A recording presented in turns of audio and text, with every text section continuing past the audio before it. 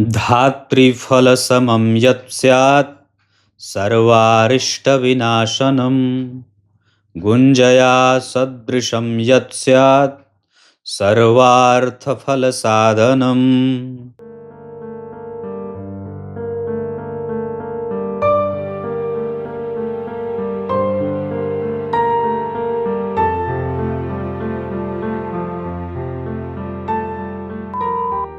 प्रिय दर्शकों, नमस्कार। एक बार फिर से उपस्थित हूं आप सबके सामने मंगलवार के कार्यक्रम में मंगलदेव के बारे में। अब मैंने यही सोचा है कि कई बार मुझे विषयों के चुनाव में ना कि कौन सा विषय बनाऊं, मुझे बड़ी दिक्कत होती है। तो अब मैंने इसका एक तोड़ निकाल लिया और बड़ा ही मजबूत है वो। वार के हिसाब से ग्रहों के बारे में बता दें।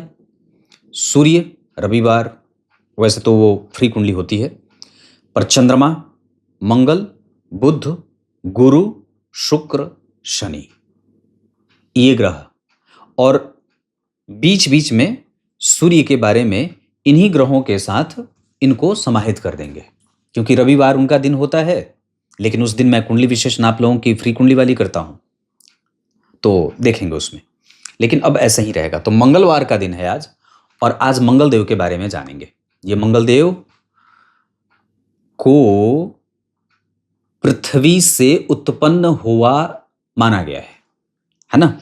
सूर्य और चंद्रमा इनके नाना नानी हैं और पृथ्वी इनकी मैया हैं।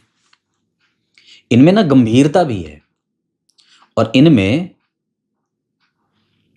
कई बार उत्तेजना भी बड़ी ज्यादा है, क्योंकि पृथ्वी के गर्भ में ही भूकंप और ज्वालामुखी पलते हैं,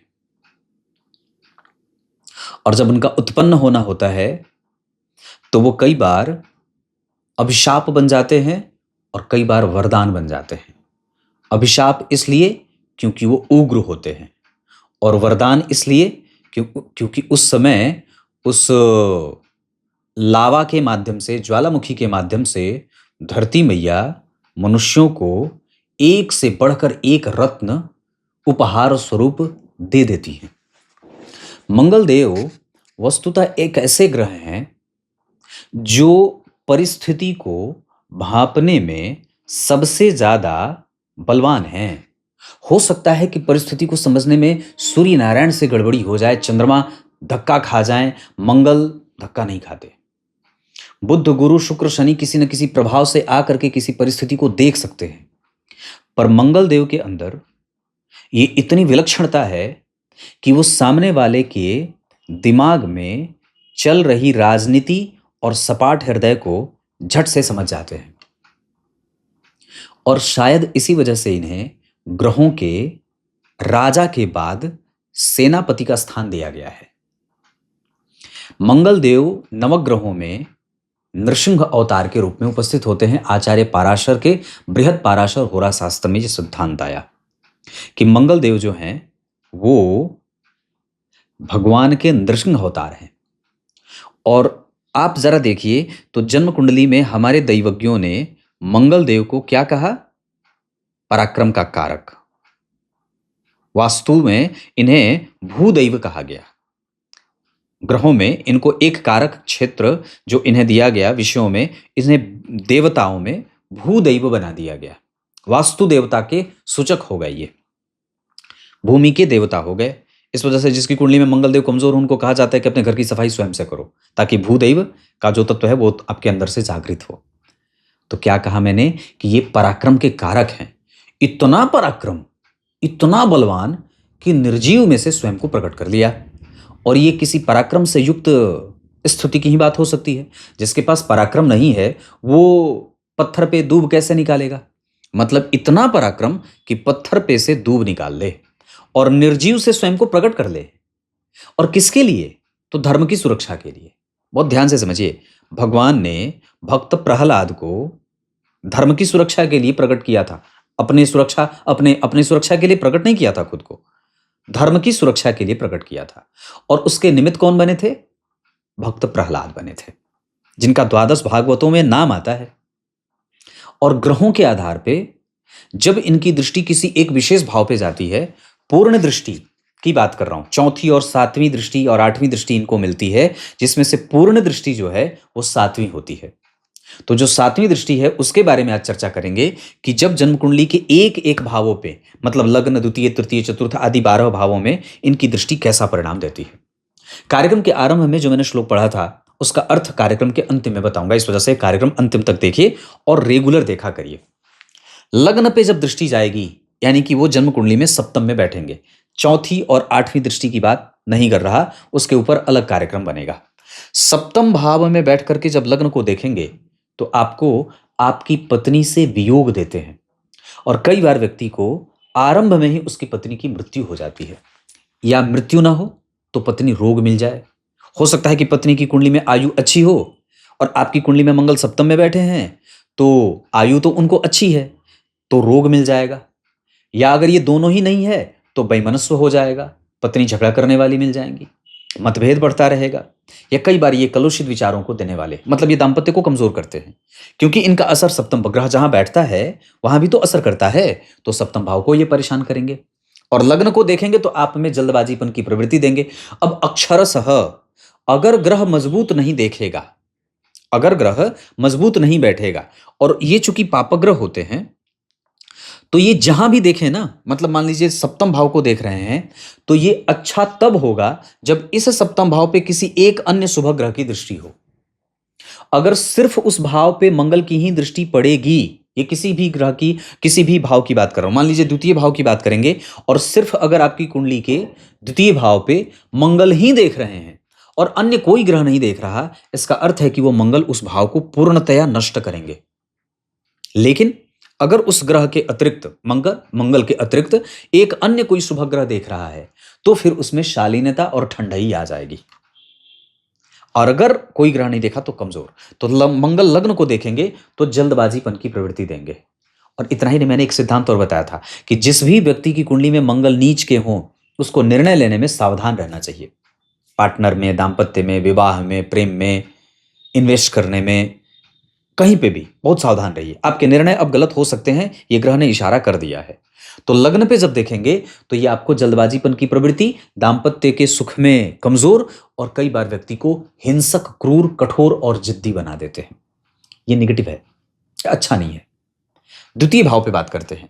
जब जन्म कुंडली के द्वितीय भाव पे मंगल की दृष्टि पड़ेगी तो कहां बैठेंगे? अष्टम भाव में। तो क्या देंगे? तो एक तो अष्टम भाव में बैठे होंगे, उसका फल क्या होगा कि व्यक्ति को गुह्य रोग होता है, पाइल्स, भगंदर, पेट में परेशानी, ऑपरेशन, नाभि के नीचे का क्षेत्र सदैव रोगी रहे, कुछ ना कुछ वहां होता ही रहे। इसके साथ साथ द्वितीय भाव पे जब उनकी दृष्टि जाएगी तो कुटुंब से विरोध, पैतृक संपत्ति से हानि, चरित्र में कई बार दोष लांछन लग जाए। आप भले ही चरित्रवान हैं पर दोष लग जाएगा। इतना ही नहीं, आप शोषित दूसरों को करेंगे और आप भी शोषित होंगे। द्वितीय भाव पे मंगल की दृष्टि कई बार व्यक्ति को नेत्र और भुजाओं में दर्द की समस्या देती है। नेत्रों में परेशानी, नेत्र ज्योति कमजोर करते हैं। सूंघने की शक्ति भी कई बार मंगल देव द्वितीय भाव पे देखते हैं तो कमजोर कर देते हैं। निर्णय में जल्दबाजीपन, विवाह में विलंब और जल्दी विवाह सेट न होना, ये सब द्वितीय भाव पे मंगल की दृष्टि का परिणाम है। लेकिन चौथी और सातवीं नहीं, चौथी और आठवीं नहीं, सिर्फ सातवीं दृष्टि, यानी कि सप्तम भाव, यहां अष्टम भाव में मंगल बैठने चाहिए। तीसरे भाव पे बात करते हैं। मंगल अगर जन्म कुंडली के तीसरे भाव में बैठेंगे, मतलब देखेंगे, तो बैठेंगे कहां? नवम भाव में। यहां से इनकी सातवीं पूर्ण दृष्टि जब जन्म कुंडली के तीसरे भाव में जाएगी तो क्या बनाएगी? वो आपको ये बना देंगे कि व्यक्ति को बड़े भाई का सुख नहीं मिलता, क्योंकि मंगल छोटा होते हैं, इस वजह से ये अनुज कहे गए हैं। तो ये छोटे भाई से सुख व्यक्ति को मिल जाता है। फायदा, वो भाग्यशाली होता है, धार्मिक भी होता है, मेहनती भी होता है, शत्रुओं को मार काट करके धूम मचा देने वाला होता है। लेकिन कष्ट, दिक्कत क्या है कि वो जो कोई भी करेगा, जो कुछ भी करेगा, दान करे, पुण्य करे, मदद करे, सहायता, कुछ भी करे, वो सबको बताएगा, देखो मैंने ये किया, देखो मैंने ये किया, देखो मैंने दान दिया, देखो मैंने मंदिर में घंटा लगवाया।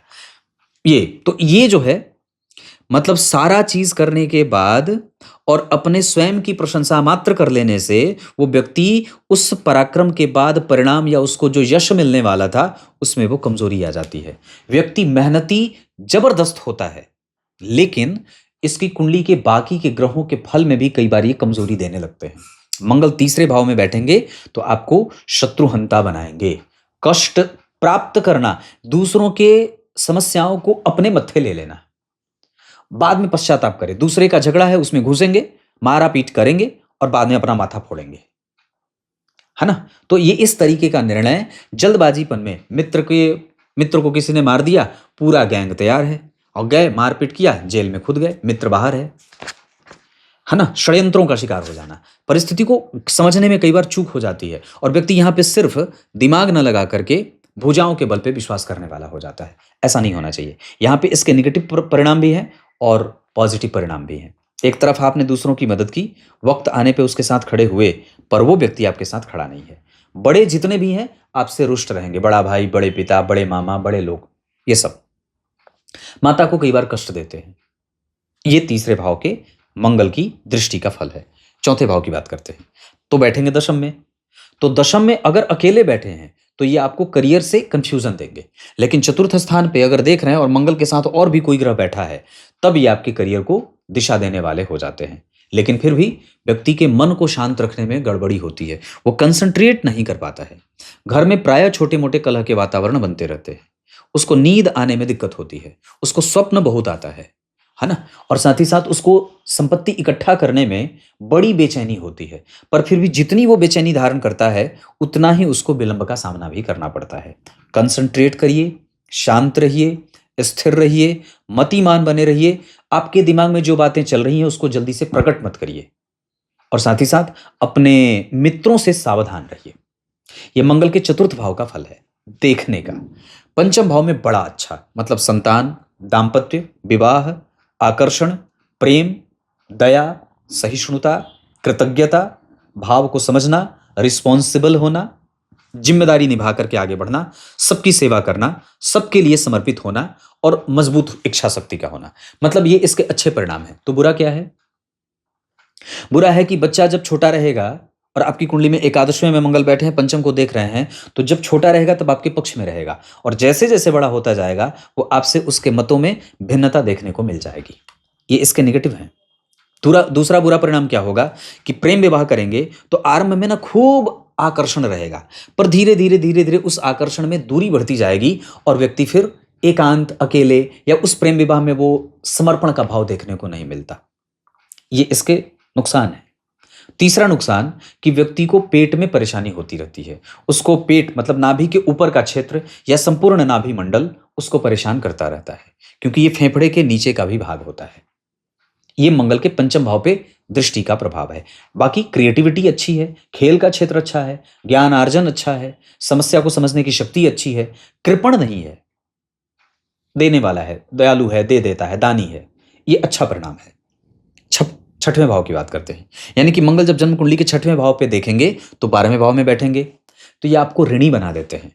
लेकिन एक बात है कि आप जितना लेना है ले लीजिए, दीजिए मत किसी को, देना किसी को भी नहीं है। अगर मंगल छठवें भाव पे देख रहे हैं तो आपको अपने स्वास्थ्य पे निरंतर ही जांच करने की आवश्यकता है। पेट, कब्जियत और पाइल्स, बवासीर, इस तरीके की समस्या, भकंदर, पेट में ऑपरेशन, गुह्य रोग, नेत्र रोग, पत्नी को रोग, पत्नी से मतभेद, पत्नी से कष्ट, क्लेश, ये सब देते हैं। पर एक चीज है कि व्यक्ति किसी भी परिस्थिति से अपने आप को उबारने में सक्षम होता है और वो हार नहीं मानता है। पकड़ करके रखने वाला, मजबूत इच्छा शक्ति का, साहसी, और कई बार तो इतना मजबूत होता है कि उसको कोई हरा ना सके।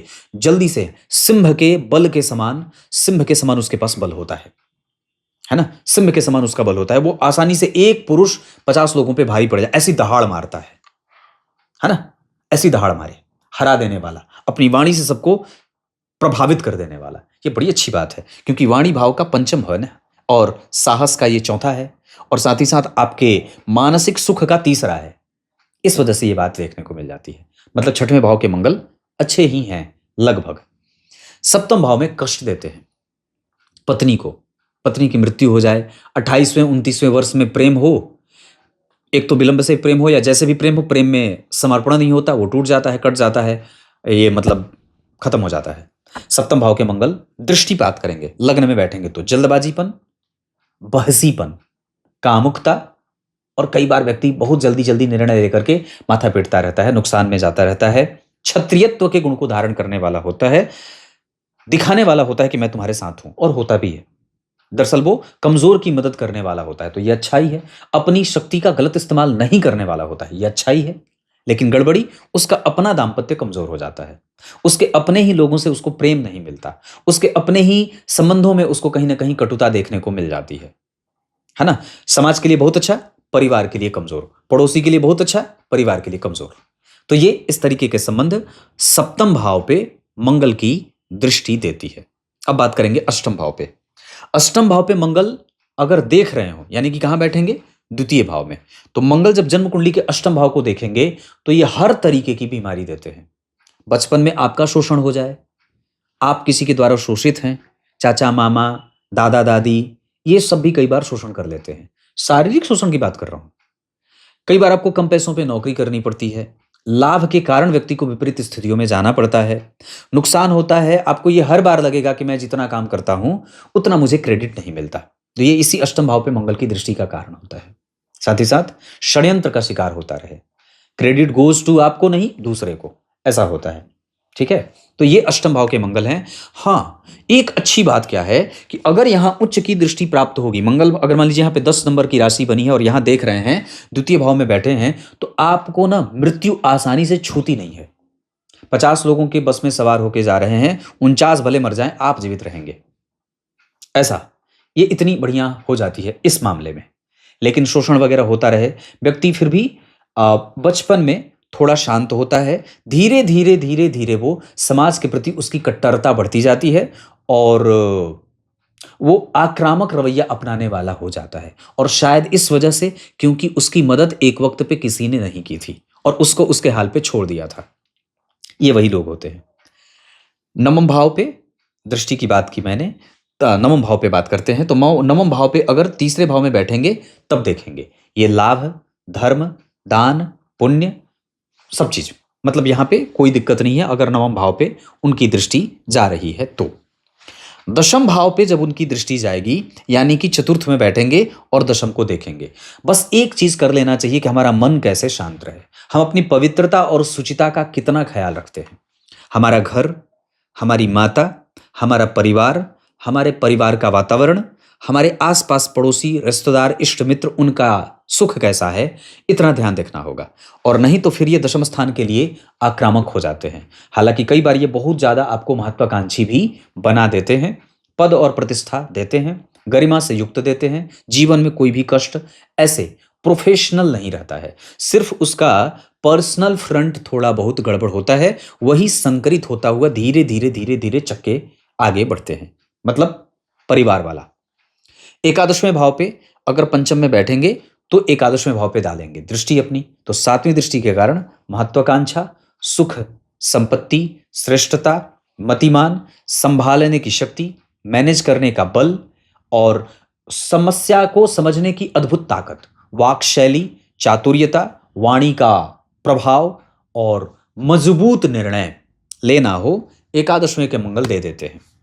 दृष्टिपात 12वें भाव पे अच्छे नहीं होते, ये कई बार आपको जेल यात्रा कराते हैं, नुकसान कराते हैं, शत्रु से घिरा हुआ रखते हैं, रोग रहती है, विपरीत परिस्थिति पत्नी के कारण, ऋण के कारण, नुकसान, मतलब वो 6वें भाव में बैठे हैं और 12वें भाव को देख रहे हैं। ये है मंगल के विभिन्न भावों पे दृष्टि। अब कार्यक्रम के आरंभ में जो मैंने श्लोक पढ़ा था उसका अर्थ क्या कहता है कि रुद्राक्ष अगर जितना ही छोटा रहे दाने में, छोटे दाने का जो रुद्राक्ष होता है वो उतना ही पापों का अपहरण करने वाला होता है। बड़े दाने का जो रुद्राक्ष होता है वो सामान्यतया उत्कृष्टता के मामले में यहां पे आई कि जो रुद्राक्ष आंवले के फल के बराबर होता है वो समस्त प्रकार के रोगों का, यानी कि अरिष्टों का सामना करने की शक्ति देने वाला या विनाश करने वाला होता है, तथा जो गुंजा फल के समान बहुत छोटा होता है वह संपूर्ण मनोरथों को और फलों को सिद्ध करने वाला होता है। छोटे रुद्राक्ष को धारण करना चाहिए, उससे आपके सारे मनोरथ सिद्ध हो जाते हैं। तब तक के लिए बहुत बहुत नमस्कार।